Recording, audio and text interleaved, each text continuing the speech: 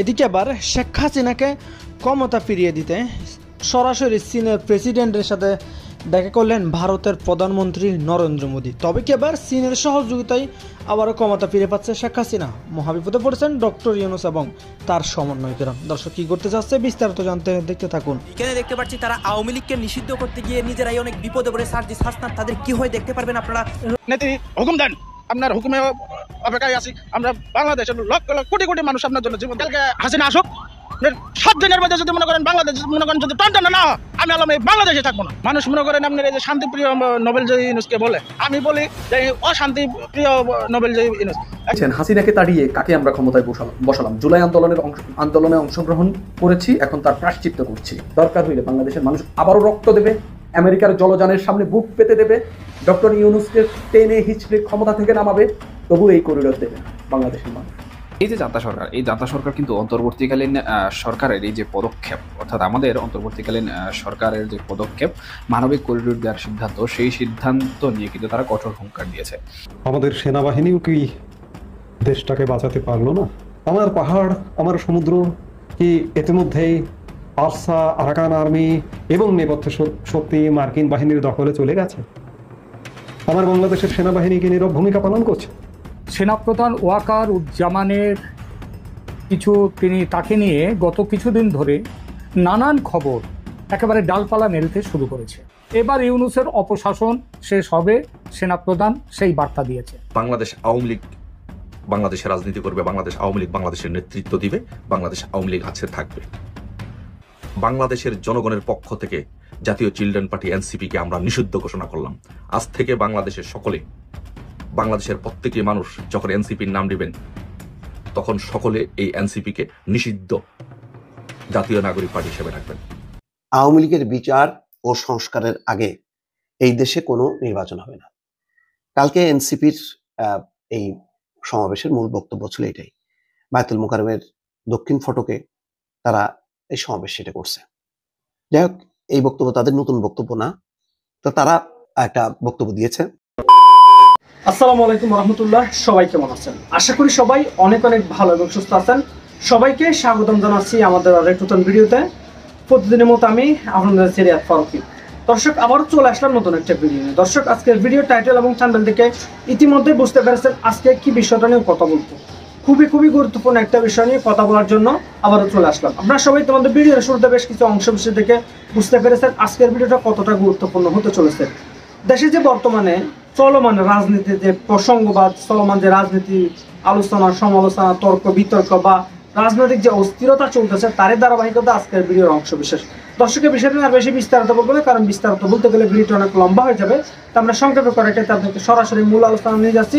তার আগে আপনাকে ছোট্ট একটি অনুরোধ জানিয়ে রাখতে চাই, যারা আমাদের চ্যানেলটিতে এখনো নতুন আছেন প্লিজ দয়া করে আমাদের চ্যানেল সাবস্ক্রাইব করে পরবর্তী আপডেট সবার আগে পেতে অবশ্যই আমাদের চ্যানেল সাবস্ক্রাইব করে পাশে থাকা বেল বাটনটি অন করে রাখতে ভুলবেন না। দর্শক, আর বেশি কথা না বলে আমরা ধারাবাহিকভাবে একটা ভিডিওর বাকি অংশগুলো একটু দেখি। আবারও রক্ত দেবে, আমেরিকার জলযানের সামনে বুক পেতে দেবে, ডক্টর ইউনূসকে টেনে হিচড়ে ক্ষমতা থেকে নামাবে, তবু এই করিডোর দেবে না বাংলাদেশের মানুষ। আমি নিজে লড়বো এই করিডোরের জন্য, না দেওয়ার জন্য। এই ডক্টর মোহাম্মদ ইউনূস, এই যে একটি অন্তর্বর্তীকালীন সরকার যারা কোনো ভোটে নির্বাচিত হয় নাই, বলা হয়ে থাকে, ফরহাদ মাজাররা বলে থাকেন যে রক্ত দিয়ে এই সরকার নির্বাচিত হয়েছে। তো রক্ত দিয়ে নির্বাচিত সরকার এখন দেশের মানুষকে জিজ্ঞাসা না করে এই যে করিডোরটা দিয়ে দিল, এর দায়টা কে নেবে? রাজনৈতিক দলগুলো বলছে তাদেরকে জিজ্ঞাসা করা হয়নি, বাংলাদেশের মানুষের সঙ্গে কথা বলা হয়নি। আমি একজন বাংলাদেশি মানুষ, আমার সঙ্গে কথা বলা হয় নাই কোনোভাবে, আমি এটা জানতাম না। হঠাৎ করে একদিন জানি যে মানবিক করিডোর দিয়ে দিয়েছে। এখন প্রশ্ন হইল, বাংলাদেশের মানুষকে যদি জিজ্ঞাসা করা হয় যে আপনি এই মানবিক করিডোরটা দিতে চান কিনা, মানুষ কি বলবে? এটা নিয়ে একটা জরিপ চালিয়েছে একজন সাংবাদিক, তার ইউটিউব চ্যানেলে তিনি এই জরিপটা চালিয়েছেন। আমি একটু আগে প্রশ্নটা পড়তে চাই। ভোটের ফল আপনারা শুনলে একেবারে ডক্টর মোহাম্মদ ইউনূস একেবারে ধরাশায়ী হয়ে পড়েছেন।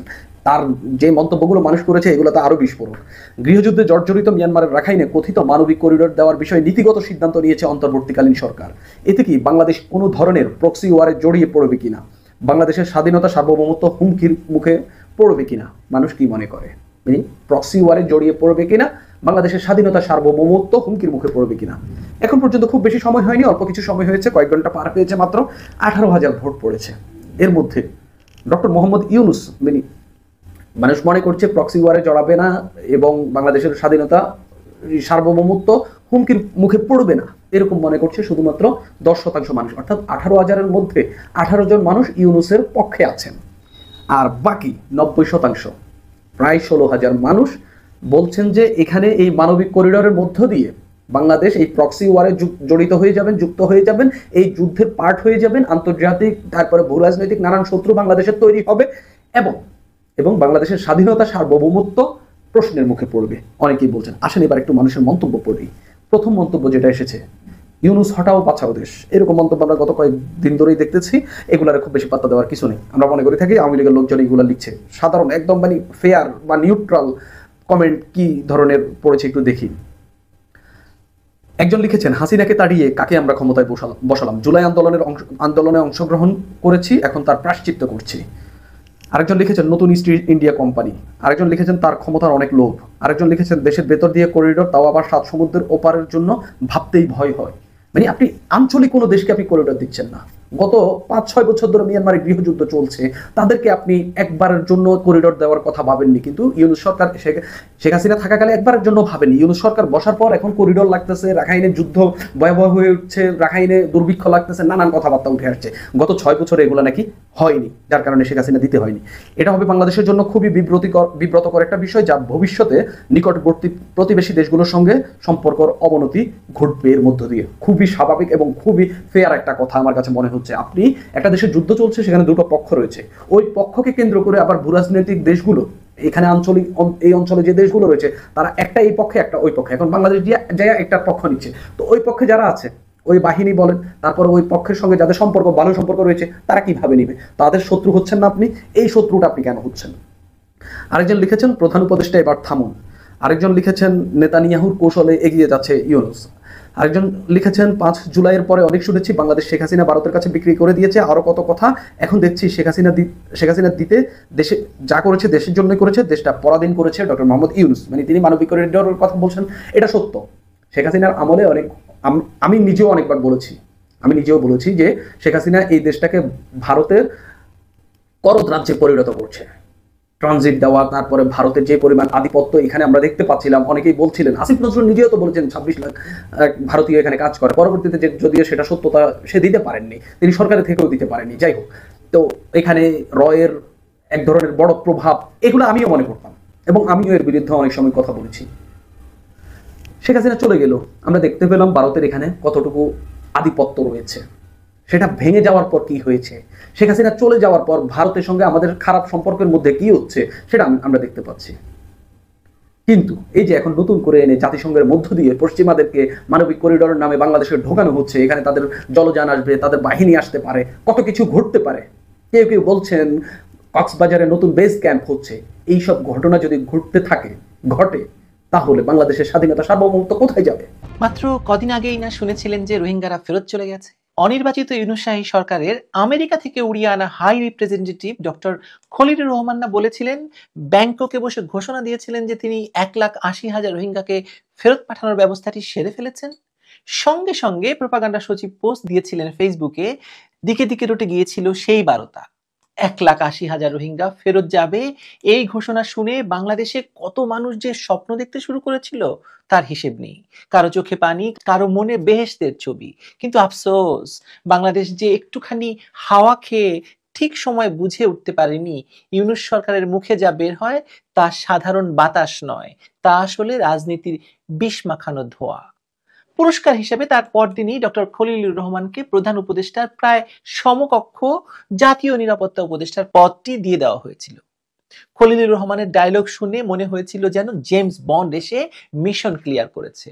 অথচ বাস্তবে কি হয়েছে? 1,80,000 তো যায়নি, বাংলাদেশের পেছনের দরজা দিয়ে আরো 1.5 লাখ রোহিঙ্গা ঢুকিয়ে দেওয়া হয়েছে। জাতিসংঘের অনুরোধে এই নতুন রোহিঙ্গাদের শুধু ঢুকিয়েই দেওয়া হয়নি, তাদেরকে সার্টিফিকেট দিয়ে বলা হয়েছে ওরা মানবিক মেহমান ভাই। সিনেমার ভিলেনরা যেরকম বীরত্বের গল্প বলে, আসলে ব্যাংক ডাকাতি করে, তেমনি ইউনূস সরকার এক হাতে রোহিঙ্গা ফেরত পাঠানোর অভিনয় করে, আরেক হাতে নতুন রোহিঙ্গার মালপত্র খুলে ওয়েলকাম পার্টি দেয়। জাতিসংঘের নির্দেশে সেনাবাহিনীকে নিষ্ক্রিয় রেখে যেহেতু বৈধ সরকারকে উৎখাত করে ক্ষমতা দখল করা হয়েছে, সেহেতু জাতিসংঘকে পুরস্কার হিসেবে অথবা জাতিসংঘকে যা চায় তাই দেওয়ার প্রকল্প হিসাবে ডক্টর ইউনূস সরকার প্রথমে মানবতার নামে আরাকান আর্মিকে করিডোর দিয়ে বাংলাদেশকে মিয়ানমারের সঙ্গে, চীনের সঙ্গে, ভারতের সঙ্গে, রাশিয়ার সঙ্গে যুদ্ধে জড়িয়েছে। সেই সঙ্গে নতুন করে 1.5 লাখ রোহিঙ্গাকেও দেশের ভেতর নিতে হয়েছে। সব মিলিয়ে রোহিঙ্গার সংখ্যা এখন প্রায় 15 লাখ হওয়ার কথা। অফিসিয়ালি সে কথা স্বীকার না করলেও আমরা যারা একটু খোঁজ খবর রাখি তারা সেটা জানি। এখন এই 15 লাখ রোহিঙ্গাকে অচিরেই বাংলাদেশের পাসপোর্ট দেওয়ার নির্দেশনা আসলে আশ্চর্য হওয়ার কিচ্ছু নেই। সৌদি আরব, মালয়েশিয়া সহ যেসব দেশে রোহিঙ্গারা কাজ করছে তাদের হাতে কোন দেশের পাসপোর্ট আছে একটু খোঁজ নিলেই বুঝতে পারবেন সত্য কি মিথ্যে বলছি।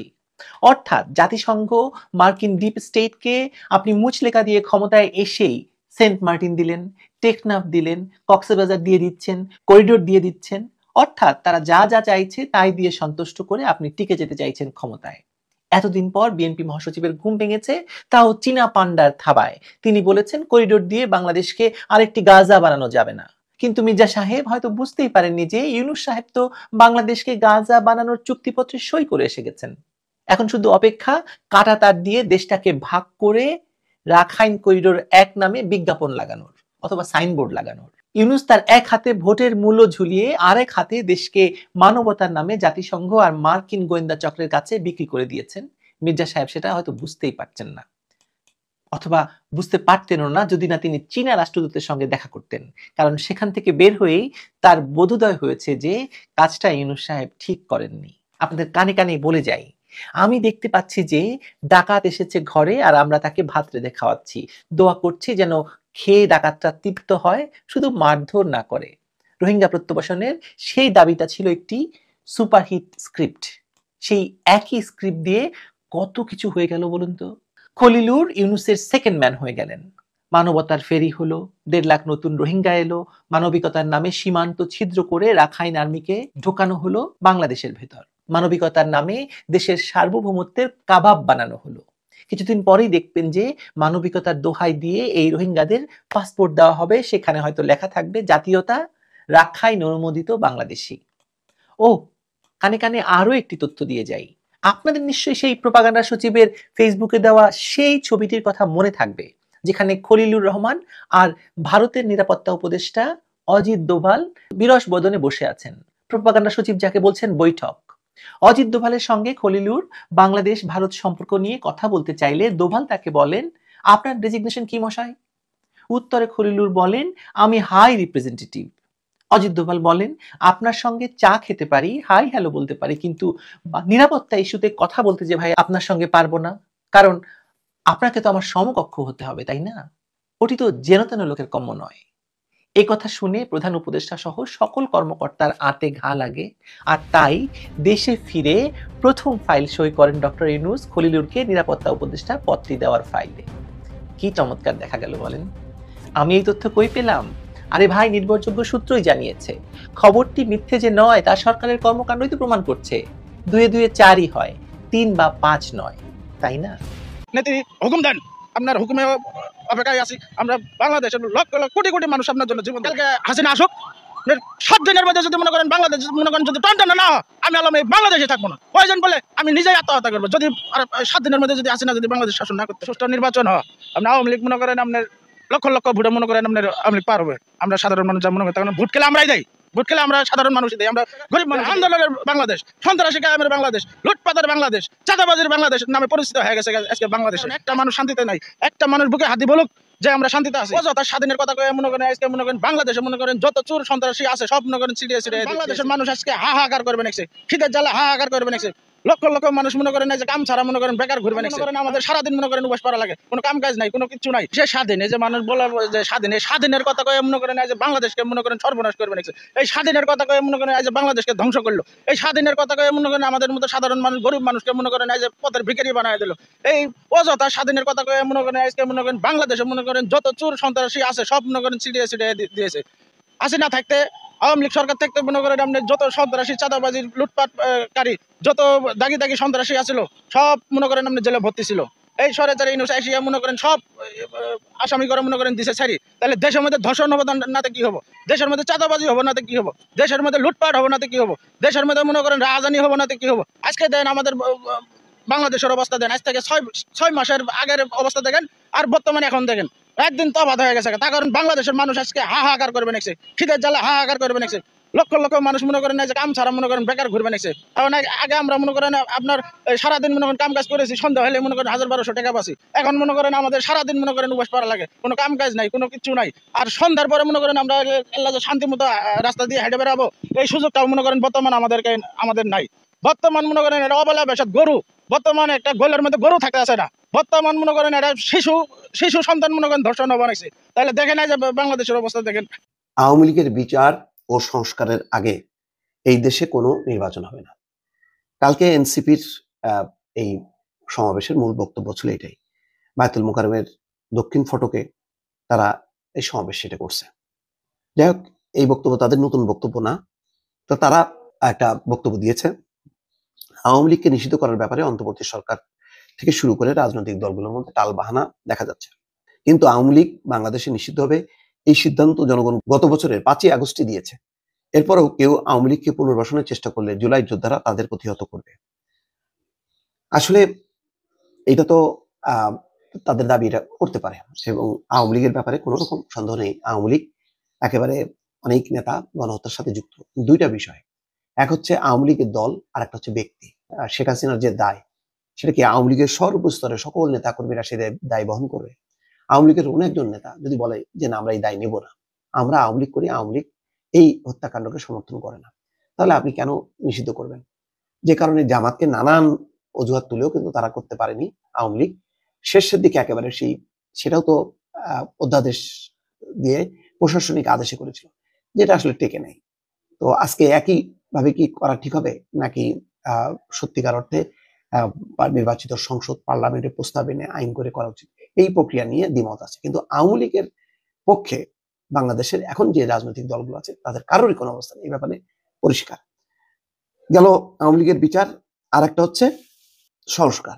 আচ্ছা বলেন, সংস্কার তো একটা অনেকটা উন্নয়নের মতন। মনে করেন আপনি যদি বলেন, ওই যে আওয়ামী লীগ বলতো না, উন্নয়নটাই হলো আসল, এই উন্নয়নের শেষ নাই। উন্নয়নটা কোন জায়গায় দিয়ে ঠেকবে? মডেল কি? আমেরিকা, কানাডা, সুইজারল্যান্ড, সিঙ্গাপুর নাকি ব্যাংকক? কোন জায়গায় আসে ঠেকলে সেটা মানে তারপরে একটা সুষ্ঠু নির্বাচন হবে? তেমনি সংস্কারটা তো এত লম্বা, মানে সবগুলো সংস্কারের যে প্রস্তাবগুলো রাজনৈতিক দলগুলো দিচ্ছে সেগুলি যোগ করেন, যোগ করলে মিনিমাম 1000 সংস্কার হবে সকল ক্ষেত্রে। 1000 সংস্কার করতে যে কত দিন লাগবে সেটা শেষ করে তারপর নির্বাচন। সংস্কারের কেউ কি বিরোধিতা করছে না। কারোর এটা পছন্দ হচ্ছে, কারোর ওইটা পছন্দ করছে, কেউ বলছে সরকারি মেয়াদ 4 বছর, কেউ বলছে 5 বছর মেয়াদ। এগুলি নিয়ে কি আটকে থাকবে? নাকি এখন যেহেতু লম্বা একটা সময় পার হয়েছে, 8 মাস 9 মাসে পড়ছে, সরকার নির্বাচনে গেলে যারা জুলাই গণঅভ্যুত্থানের চেতনায় বিশ্বাস করে, যে রাজনৈতিক দলগুলো, সেই দলগুলোই তো ক্ষমতায় যাবে, তারা প্রয়োজনীয় সংস্কার করবে। যে সংস্কারের প্রস্তাবগুলো আসছে এবং মানুষ যেটা মনে করে, যেমন একটা ব্যাপারে তো কারোর কোনো দ্বিমত নেই, যে নির্বাচন হবে তত্ত্বাবধায়ক সরকারের অধীনে। তো এরকম মোটা দাগের কিছু প্রস্তাব তো আছে। এটার জন্য নির্বাচন মানে বড় বাধা হয়ে দাঁড়াবে। রাজনৈতিক দলের উপর আস্থা নেই। এখন অন্তর্বর্তী সরকার যদি সব দলে সমর্থিত হয়, তাহলে যে নির্বাচনটা হবে, যে নির্বাচনে নির্বাচিত দল হবে, সেটা কেন জনগণের সমর্থিত হবে না? এখন যদি নির্বাচন ছাড়াই এই অন্তর্বর্তী সরকার সব দল মানে কি জনগণের সমর্থিত হয়ে থাকে, তাহলে নির্বাচন হলে নির্বাচনে যারা ভোট দেবে, সেই সরকার, যে সরকার গঠিত হবে, সেই সরকার কেন সংখ্যাগরিষ্ঠ ভোটারদের সরকার না? কেন সেই সরকারের উপর আস্থা নেই? তাহলে তো টোটাল বলতে হয় যে তাহলে মানে পৃথিবীতে মানে নির্বাচিত সরকারের চেয়ে অরাজনৈতিক সরকার, সামরিক সরকার, ফ্যাসিবাদী সরকার, এগুলোর উপরই মানুষের বেশি আস্থা থাকবে। তাই কি আমাদের গণতন্ত্র কি তাই বলে? তাহলে আমরা গণতন্ত্রের জন্য এত সংগ্রাম করছি না। এই সমস্ত নানান বিষয়গুলো নিয়ে আসলে জটিলতা তৈরি করা হচ্ছে। এনসিপির অনেক তরুণ উদ্যমী নেতা আছে, কার মনে কি আছে জানি না। তবে এইসব কথাবার্তা বলে যদি পুরো বিষয়টা নির্বাচনের বিরুদ্ধে দাঁড় করানো হয়, আওয়ামী লীগের বিচার অথবা গণহত্যার সাথে যুক্তদের বিচার বা সংস্কার, এটা হবে বাংলাদেশের গণতান্ত্রিক রাজনীতি সবচেয়ে একটা দুর্ভাগ্যজনক অধ্যায়, যে কেউ কেউ দাবি তুলছে যে নির্বাচনের আগে এই কাজগুলো করতে হবে, অথচ নির্বাচন, সংস্কার, বিচার সবই কিন্তু একটা মালার গাথার গেঁথে থাকার কথা, যে একটার সাথে একটা সম্পর্কিত, কোনোটাই অন্য গ্রহের না। এখন নির্বাচনকে আমরা মঙ্গল গ্রহে পাঠাই দিচ্ছি। এটা কি ঠিক হচ্ছে? দর্শক ভালো থাকবেন, আল্লাহ হাফেজ। আসসালামু আলাইকুম। আমার চ্যানেলে আপনাদের সকলকে স্বাগত। বাংলাদেশের মধ্যে এই 8 মাস কি চলেছে, কি হচ্ছে, সামনে কি হবে, সকল কিছুই কিন্তু আপনারা বুঝতে পারছেন। বাংলাদেশ আওয়ামী লীগ করাটাই অপরাধ, বাংলাদেশ আওয়ামী লীগ সমর্থন করাটা অপরাধ। কিছুদিন আগে চিত্রকার সিদ্দিককে কি পরিমাণ গণধোলাই দেওয়া হয়েছে সকলে মিডিয়াতে দেখেছেন। জাস্ট সে আওয়ামী লীগকে সমর্থন করে কিছু কথা বলেছিল। এই রকম মব ভায়োলেন্স করা হচ্ছে জাস্ট আওয়ামী লীগকে সমর্থন করে। যে বাংলাদেশের মধ্যে কিছুদিন পর এমন পরিস্থিতি হবে যে আওয়ামী লীগের উচ্চারণ যে করবে তারপর রাস্তায় গণধোলাই দেওয়া হবে। এভাবে করে একটা জাতি, একটা দেশ চলতে পারে না। এখন যদি আওয়ামী লীগ করাটা অপরাধ হয়, কিছুদিন পরে যখন আওয়ামী লীগের অবস্থা ভালো হবে তখন আওয়ামী লীগ না করাটা অপরাধ হবে। এ সময় আসবে কিন্তু বাংলাদেশে এ সময় আসবে 100%। আপনি লিখে রাখেন যে আওয়ামী লীগ না করাটা একসময় বাংলাদেশে অপরাধ হবে। 1% মানুষও থাকবে না যে আওয়ামী লীগ করবে না, বাধ্য হয়ে করুক, ভালোবেসে করুক। কারণ এখন যে পরিমাণ মব ভায়োলেন্স করা হচ্ছে জাস্ট আওয়ামী লীগকে সমর্থন করেছে। এই যে কাজগুলো করা হচ্ছে এটা বাংলাদেশে হওয়ার কথা না, যেখানে 50%-এর মতো মানুষ বাংলাদেশ আওয়ামী লীগকে সমর্থন করে। 1971 সালে যেভাবে বাংলাদেশ আওয়ামী লীগের নেতৃত্বে যুদ্ধ হয়েছিল, তেমনি করে 2025-ও কিন্তু আমরা যুদ্ধের জন্য প্রস্তুতি নিতে হবে আওয়ামী লীগের নেতৃত্বে। এই ফ্যাসিস্ট সরকারের বিরুদ্ধে, এই ইউনূস সরকারের বিরুদ্ধে, এই চুনোপুটি সমন্বয়কদের বিরুদ্ধে, জাতীয় বিনোদন পার্টি এনসিপির বিরুদ্ধে আওয়ামী লীগের নেতৃত্বে আবার যুদ্ধ করে আবার এনসিপি মুক্ত বাংলাদেশ গড়তে হবে। তা না হলে এই দেশ আবার পরাধীনতায় চলে যাবে। অলরেডি এই দেশকে বিক্রি করে দেওয়া হচ্ছে। আওয়ামী লীগ নিষিদ্ধ খেলায় বিজি রেখে জনগণকে মাইন্ড এই অন্যদিকে ফোকাস রেখে দেশটা বিক্রি করে দেওয়া হচ্ছে। আবারও আওয়ামী লীগ ডাক দিতে হবে, আওয়ামী লীগের নেতৃত্বে আবারও এদের সাথে যুদ্ধ করে আবারও দেশ স্বাধীন করতে হবে। এটা আমি বলছি না, সকল মুক্তিযোদ্ধারা বলছে। এবং যিনি সংবিধান প্রণেতা ডক্টর কামাল হোসেনও সেম কথা বলেছে যে 1971 সালের মতো আওয়ামী লীগের নেতৃত্বে আবার যুদ্ধ করতে হবে। তো সকলে মাইন্ডে ঢুকিয়ে ফেলেন এবং সকলে এখন থেকে প্রস্তুতি গ্রহণ করেন। আবার আমাদের যুদ্ধের ডাক আসবে, আবার আমাদেরকে এসব রাজাকারদের বিরুদ্ধে যুদ্ধে নামতে হবে। ধন্যবাদ সকলকে। তো প্রিয় দর্শক, এই বিষয়টি আপনাদের মূল্যবান মতামত অবশ্যই কমেন্ট করে জানাবেন। আর এতক্ষণ ভিডিওটি সম্পূর্ণ ধৈর্য সহকারে দেখার জন্য আপনাদের অসংখ্য ধন্যবাদ জানিয়ে এখানে শেষ করবো আজকের ভিডিওটি। ভালো থাকবেন, সুস্থ থাকবেন, আমাদের চ্যানেলে সাবস্ক্রাইব করতে ভুলবেন না। ধন্যবাদ সবাইকে। দেখাবো না কোনো ভিডিওতে, অবশ্যই আমাদের চ্যানেলের সাথে থাকুন, সঙ্গে থাকুন। দেখতে ভালো লাগবে, ভালোবাসা করে যাবেন ইনশাআল্লাহ। আল্লাহ হাফেজ।